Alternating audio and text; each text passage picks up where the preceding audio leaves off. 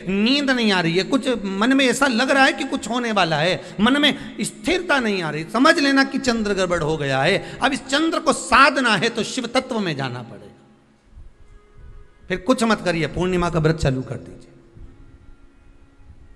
क्या करना है? केवल पूर्णिमा का व्रत चालू कर दो। और कितना प्रभाव है पूर्णिमा के व्रत का?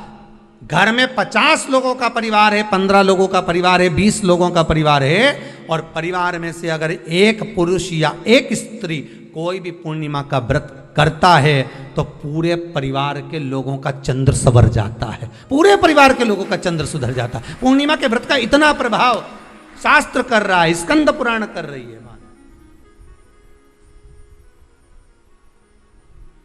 पर व्रत कब से लेना है? पूर्णिमा का, चैत्र की पूर्णिमा से, ठीक है?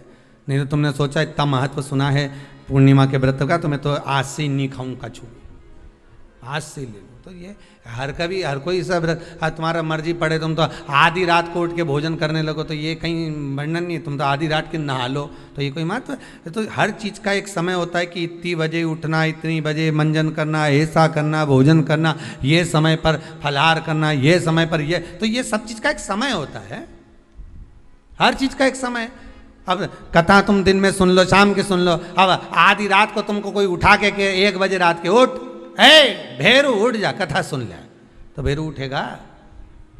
और आधी रात को भेरू उठ भी गया ना तो तुम्हें भेर भी बना देगा। हा? कथा सुनने वाला है। हर चीज का एक समय होता है कि आपको ये समय पर आपको ये ग्रहण करना, आपको इस समय पर भगवत स्मरण करना, आपको इस समय पर नाम जाप करना, आपको इस समय पर भगवान की भक्ति को धारण करना। परिवार में अगर किसी ने एक पूर्णिमा का व्रत कर रखा है, एक व्यक्ति ने भी करा है, तो 50 की ग्रह दशा जब उसके स्पर्श में आती है, पूर्णिमा का जो व्रत होता है ना, स्पर्श का सुख दे जाता है। बहुत बहुत ध्यान दीजिएगा।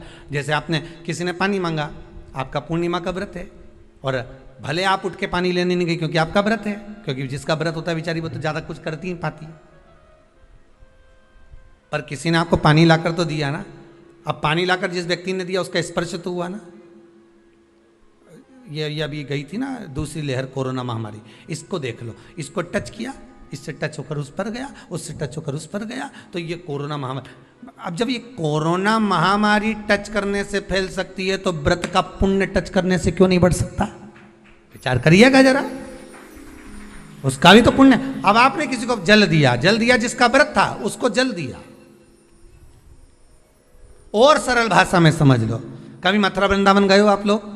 अगर मथुरा वृंदावन गए होगे, उज्जैनी गए होगे, काशी गए होगे, कहीं तीर्थ में गए होगे, या कभी कुबेरेश्वर धाम कभी आप लोग आएंगे जाएंगे, कभी आपको ज्ञात होगा, तो कभी आप लोग दर्शन करेंगे कि जब भोजन प्रसाद होता है तो लोग उसको बांटने के लिए देते हैं कि कोई आया है तो उसको कुछ प्रसाद मिल जाए, भंडारे की प्रसादी मिल जाए। तो भंडारे की प्रसादी जब वो खाता है उसका स्पर्श होता है, स्पर्श होता है तो जिसने भोजन किया उसका पुण्य जो दे रहा होता है उसके खाते में चले जाता है।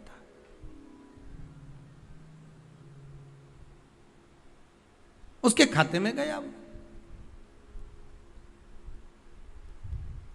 पूर्णिमा के व्रत का नियम है, घर में एक सदस्य भी कर रहा है, किसी ने उसको भोजन बनाकर थाली में कुछ प्रसाद फलाहार सामग्री दी, उसका स्पर्श बड़ी बहू को हुआ, बड़ी बहू रसोई घर में गई, उसने बाकी की चीज़ों को छू लिया, उसको देवरानी ने छू लिया, देवरानी ने कोई बर्तन छुआ, उससे तीसरी देवरानी ने देखा, उसने कोई चीज़ छू ली, तो वो छूते छूते छूते छूते वो पूर्णिमा का प्रभाव पूरे घर के लोगों को हो जाता है, और उनका चंद्र इतना प्रबल हो जाता है कि अपने आप उनकी बेचैनी, उनकी आलसता समाप्त हो जाती है। नहीं तो एक व्यक्ति के कारण पूरे चंद्र दशा खराब।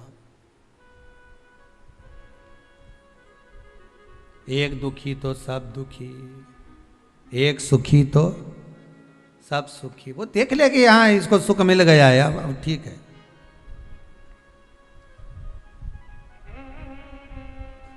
जब बेचैनी लगे, 14 और पूर्णिमा आए और आपको लगे बेचैनी बहुत ज्यादा है, मेरे को थोड़ा बेचैनी, ना जाने क्यों ऐसा होता है कि 14 पूर्णिमा आई और मेरे को बेचैनी, तो समझ लेना कि चंद्र गड़बड़ है। फिर क्या करना है?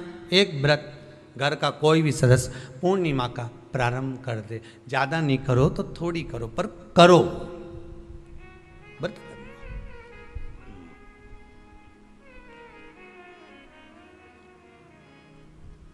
बहुत क्लेश हो रहा हो, बहुत क्लेश हो रहा हो, तो पूर्णिमा के दिन खीर का भोजन प्रत्येक महीने में एक बार ऐसा नियम बना लो, अपने दीवार पे लिख लो कि पूर्णिमा है और पूर्णिमा के दिन घर में खीर बनना ही है। केवल शरद पूर्णिमा अकेली पे नहीं हो, तुम एक पूर्णिमा पे तो बनाते हो खीर, शरद पूर्णिमा के दिन तो खूब जोरदार बना बुनो के ना डोलची के छत पे धर दो, उठा के भगोनी धर दे कहीं कहीं की, तो छत पे बनाए। तो बच्चे पूछ ले मम्मी ये छत पे क्यों रखी है, तो क्या अमृत गिरेगा?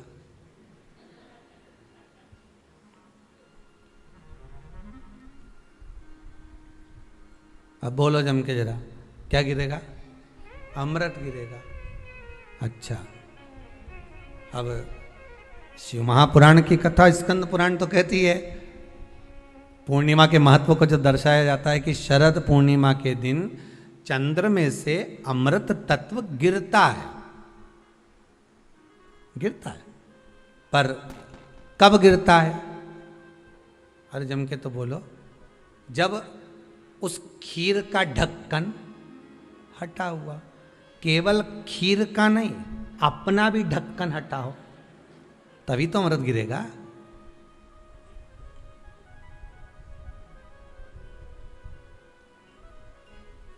अब दिमाग में तो ढक्कन बंद है, खीर रख दी छत पे, भगवान मन में सोच रहे कि देवताओं को अमृत कब मिला था? जब उन्होंने मेरा नाम पुकारा था।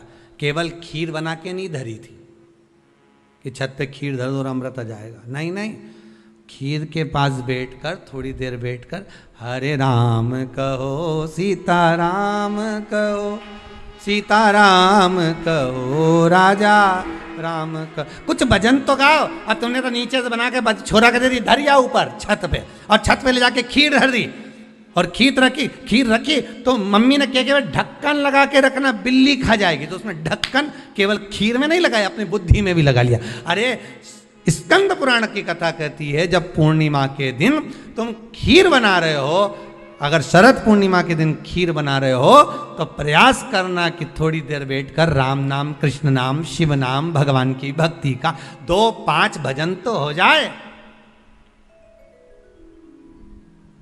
अब दिमाग में लगा ढक्कन, खीर में भी लगा दो ढक्कन, अमृत कहां से झड़ेगा? भगवान भी सोचे, ना राम नाम लीनो तूने भरी जवानी में, तो डूब के मर जा रे चुल्लू भर पानी में। अब भगवत भजन करे नहीं और क्या कि अमृत झड़ेगा? भगवान के कहीं नहीं झड़े, फालतू की बात। राम नाम बोलती तो अमृत झड़ता, कृष्ण नाम बोलती तो अमृत झड़ता, भगवान का भजन करती तो अमृत झड़ता। इसलिए शरद पूर्णिमा पे मंदिरों में जो खीर बनती है ना, तुम्हारे घर की खीर और मंदिर की खीर के मिला के देखना जरा, दोनों में स्वाद किस में आए, जरा मिला के देखना। मंदिर की खीर में स्वाद आ जाए, क्यों वहाँ भाइयों बैठ के खूब भजन गाए, तांबा का हंडा में तातो दरो पानी नीनाए भोला नवा के रंग। अब दिन रात के जो भजन गाने पिली ने 9 बजे से लेकर 12 बजे रात तक खूब गाया, वो भजन का जो अमृत था वो खीर में मिल गया, खीर में मिला तो स्वाद आ गया। अब तुम तो गाई ही नहीं, तो डब्बा में कहीं खाक स्वाद है।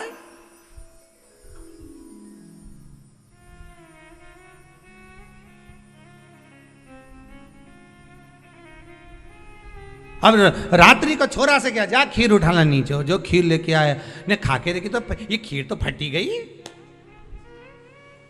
अब खीर ही फट गई। छोरा से 2 धर के दिया, करे तो ढाक के नहीं आया था, नहीं ढाक के आया, तो इसमें तो मैंने वो चिरौंजी डाली थी, दाग चिरौंजी, पर ये बिजली का कीड़ा होने और डाली थी दाग चिरौंजी, आ गए हम अभी। उस समय पे बिजली का कीड़ा बहुत चले शरद पूर्णिमा के टाइम पे, काला वाला, और एक ही आ जाए नहीं तो पूरा इलायची का स्वाद ले जाए। अब डाली थी दाग चिरौंजी, आ गया वह कीड़ा बिजली का। अब छोरा को कूट रही, अब उसको कूटने से क्या हो, ये तो उसी में का हाल नहीं हो गया। एक बच्चा घर आ गया दौड़ के, माता जी ने पूछा क्यों, तू वापिस घर क्यों आ गया? स्कूल नहीं जा सकता था? स्कूल में बैठने का कहा था ना तेरे को, क्लास में बैठने का कहा था तेरे को, तो घर में क्या कर रहा है कि नहीं जाना मेरे को स्कूल? तो क्यों नहीं जाना? नहीं जाऊंगा, नहीं जाऊंगा। तो छोरा से तो जाए क्यों नहीं? नहीं नहीं जाऊंगा, नहीं बोल दे, नहीं जाना, नहीं जाना बस। अरे तो हुआ क्या ये तो बता। कि मार साहब है नहीं, हमारा टीचर, हमारा गुरुजी माँ साहब, उनने बोर्ड पे लिखा महाभारत, और हमसे पूछे किसने लिखी, तो हमने कह दिया तुम नहीं लिखी। तो उन्होंने हमको खूब मारा, तो अब स्कूल नहीं जाऊंगा। जब मार साहब खुद लिख रिया है, इतना बच्चा के सामने लिखा, बोर्ड पे लिखा महाभारत, और हमसे पूछा किसने लिखी महाभारत, तो हमने कह दिया तुम नहीं लिखी।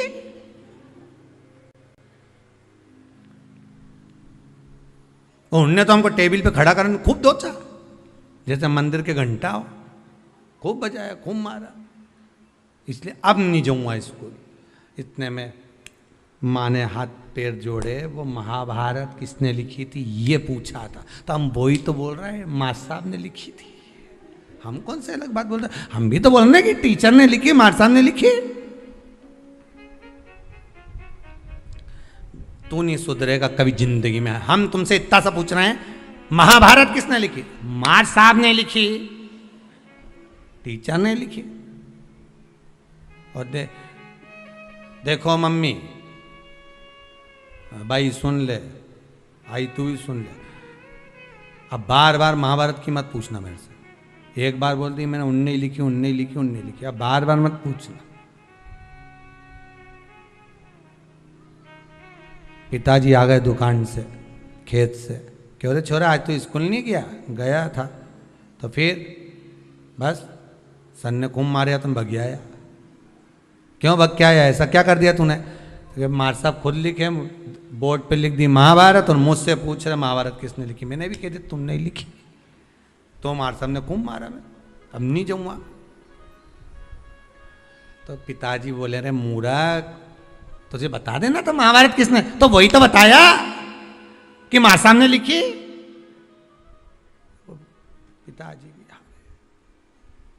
क्या बोलेगा। हम भी इसी भ्रम में महाराज, हम सोचे कि हम बस खीर में अमृत झड़ेगा। भगवान के जब झड़े जब राम बोले, अमृत जब झड़े जब कृष्ण बोले, अमृत जब झड़े जब भगवान का भजन होवे। केवल खीर बना के डब्बा को छत पे रखने से अमृत नहीं झड़ता।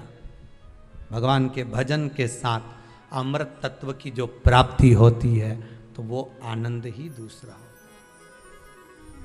किसी ने भजन में गाया है, आपने सुना होगा, अमृत है हरि नाम प्रभु का, अमृत है हरि नाम प्रभु का, इसे छोड़ विष पीना क्या, हरि नाम नहीं तो जीना क्या, प्रभु नाम नहीं तो जीना क्या। ये अमृत तत्व भगवान की भक्ति का होना चाहिए। ये अमृत तत्व परमात्मा की भाव का, निर्मलता के भाव का होना चाहिए। तो स्वाद। मेरा निवेदन है, अगर तुम्हारे घर में अशांति ज्यादा होती है, क्लेश बड़ा ज्यादा होता है, आप पूर्णिमा का व्रत करें ना करें, पर पूर्णिमा को खीर प्रसाद घर में अवश्य बना।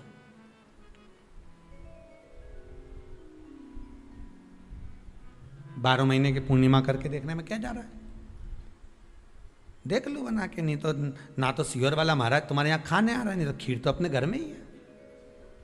कोई महाराज तो नहीं आएगा खाने के लिए कि सियोर वाला महाराज को तुम खीर का डब्बा पहुंचा दो कि हर महीने की पूर्णिमा को तुम्हें ही खाना है, तुम्हें ही बनाना है। इतनी सी बना लो, पर बनाओ, देखो कि घर में शांति होती कि नहीं होती। बनाकर जाने में क्या जा रहा है? नहीं तो खीर तो है ही सरी, अगर शांति नहीं हुई तो खीर तो है, खा ही लेंगे। पर बना के देखने में कुछ जा रहा है क्या? बनाओ।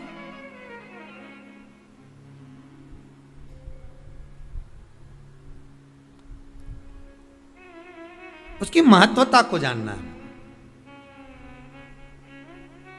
ये जो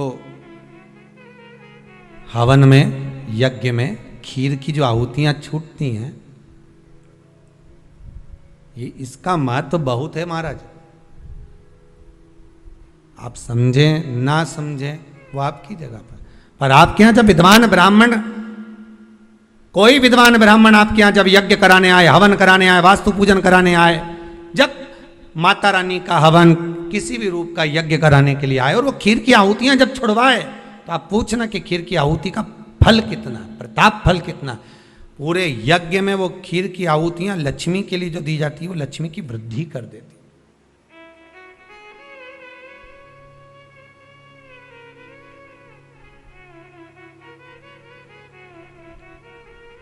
उसका महत्व कितना बढ़ जाता है,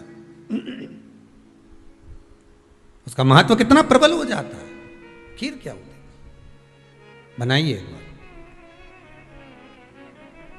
पूर्णिमा के व्रत का महत्व चंद्र से, और जिसके यहाँ क्लेश हो, कोई व्यक्ति मीठा बोलकर आपसे स्नेहवश, प्रेम बढ़ाकर, स्नेह बढ़ाकर, आपसे प्रेम वात्सल्यता करुणा स्नेह बढ़ाकर जब आपसे कुछ धन लेकर चले गया हो, और अब आप उससे मांग रहे हो, आप उससे लेना चाहते हो, और फोन कर रहे हो, मिलने जा रहे हो कि मेरा पैसा दे दे भैया, और वो प्रेम खत्म कर चुका है, स्नेह खत्म कर चुका है, धन नहीं दे रहा, वहां पर भी ये पूर्णिमा का व्रत काम करता।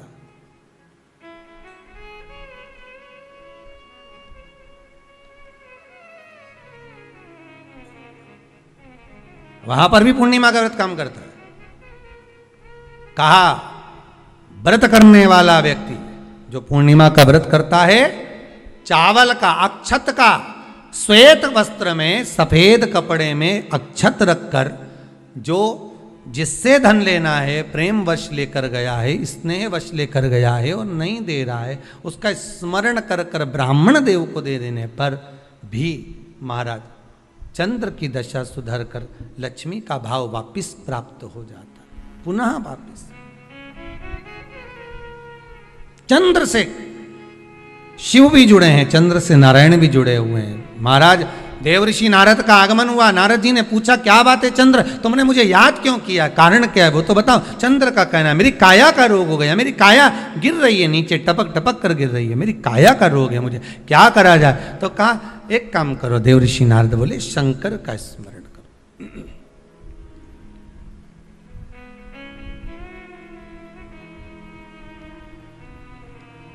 शिव का स्मरण कर लीजिए। चंद्रदेव ने पूछा शंकर का स्मरण मैं करूं, प्राप्त करूं, क्या भगवान शिव मेरे संकट को हरने के लिए आएंगे? क्यों नहीं।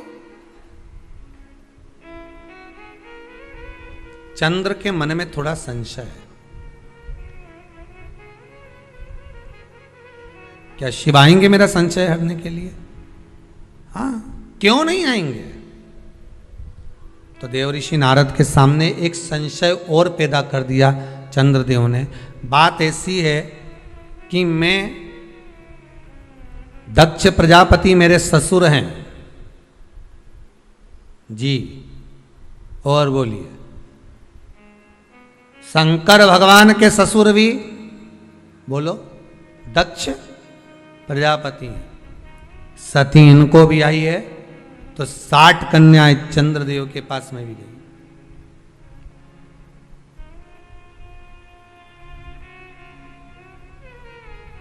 उसमें रोहिणी से अधिक प्रेम है उनको, अधिक। ये मेरे साधु भाई हैं, ये मेरे रिश्तेदार हैं। क्या एक रिश्तेदार दूसरे रिश्तेदार का रोग मिटा सकता है कि रोग बढ़ा सकता है? चंद्र के मन का संशय देखिए। फिर वही वाली बात आ गई, व्यक्ति शरीर से गलती नहीं करता, मन से बहुत गलतियां कर जाता है। आप किसी व्यक्ति से कभी मत झगड़ो, लड़ाई मत करो किसी व्यक्ति से, किसी व्यक्ति से लड़ाई मत करो आप, और अंदर से लड़ाई करो, मन की मन सोचते रहो, उसका ऐसा हो जाए। एक कथा आती है ना, एक चंदन का व्यापारी चंदन बेचने के लिए आया, राजा के महल में आ गया।